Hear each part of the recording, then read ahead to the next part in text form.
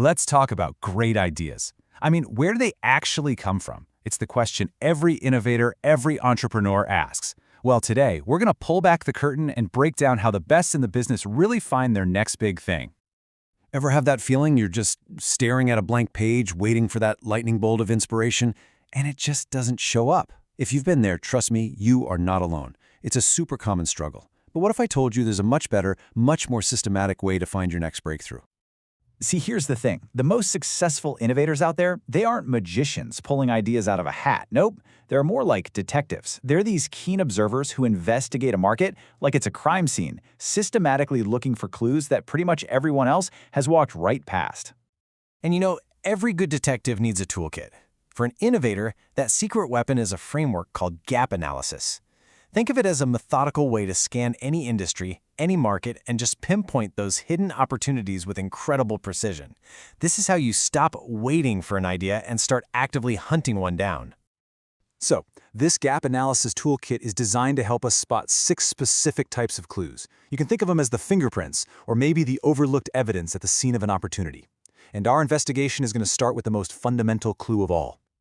First up, we've got the problem coverage gap. This one is huge. It's what happens when the current solutions out there only solve part of a customer's problem, leaving these really critical needs completely unaddressed. It is quite literally a missing piece of the puzzle just sitting there waiting for someone to find it. So, how do you uncover this gap? You have to become an obsessive listener. I'm talking about scouring product reviews, diving into forums, and reading customer support tickets. The real key is to find the pain points that customers mention after they've already bought something. That's the sweet spot where the real unmet needs are hiding. Okay, clue number 2 is the quality and performance gap. Now with this one, the clue isn't about what's missing, it's about what's broken. A solution might exist, yeah, but if it's slow, if it's unreliable, or if it's just a total nightmare to use, well, that frustration creates a massive opportunity for something way, way better. The evidence for this gap is usually loud and clear. Just think about all those one-star reviews complaining about software crashes, or the social media threads trashing slow loading times.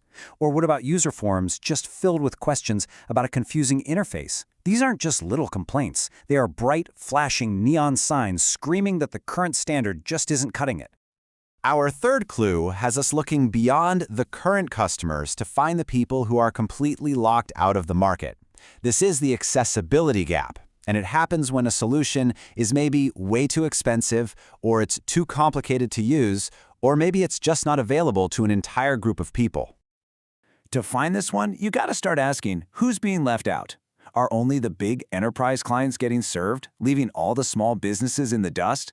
Is a product only available in major cities? Is the price so high that it's a huge financial barrier?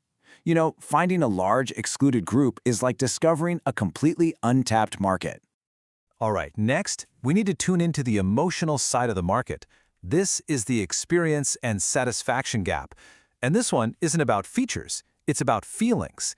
It is that collective sigh of frustration, that friction and annoyance that makes users everywhere think, there has to be a better way than this. And the evidence for this is literally everywhere, in online reviews, support forums, social media comments. Your job, as the detective, is to spot the patterns. What are the specific pain points that just keep popping up again and again and again? That's your clue. You know, sometimes the biggest clue is an entire industry that's just stuck in the past. We call this the innovation gap. It's when companies are still relying on old, outdated technology and processes, and they're completely ignoring new trends that could totally revolutionize the customer experience. To spot this gap, you've got to look forward. You have to ask yourself, is this industry still using software from like 10 years ago? Could something like AI or automation, or even just a simple subscription model completely disrupt the whole thing? If the answer is yes, you might just have a chance to leapfrog the entire field. So our final clue comes from sizing up the competition directly. This is the competitive gap. It's what you find when you scan a market and all you see is a sea of sameness, right? Where every company is offering the exact same features. Or, even better, you spot a really clear weakness that every single competitor seems to share. Ask yourself, is there any real choice for the consumer here? Is there a glaring weakness, like terrible customer service or slow delivery, that's just consistent across the board? You have to remember, a competitor's chronic weakness is your personal invitation to innovate. Okay, so you've done the detective work. You've filled your notebook with clues from all 6 of these gap categories. So, now what? I mean, finding the clues is one thing, but actually solving the case? That's the next step. This is where you make the shift from investigator to architect.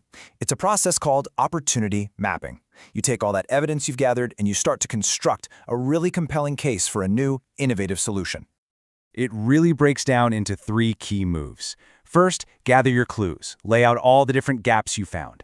Second, and this is the most critical part, you connect the dots. Ask yourself things like, what if we solve this performance gap for a group that's also facing an accessibility gap?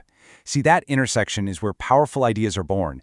And finally, you build your case. Craft a clear, compelling story about how your solution is going to uniquely fill these gaps and really stand out from the crowd. So, forget waiting for that lightning bolt of inspiration. It's a myth. You now have the toolkit. You have the mindset of a detective. Your job isn't to wait for ideas anymore, it's to go out there and actively uncover them. Your investigation starts right now. Ultimately, it all comes down to this one simple, powerful question.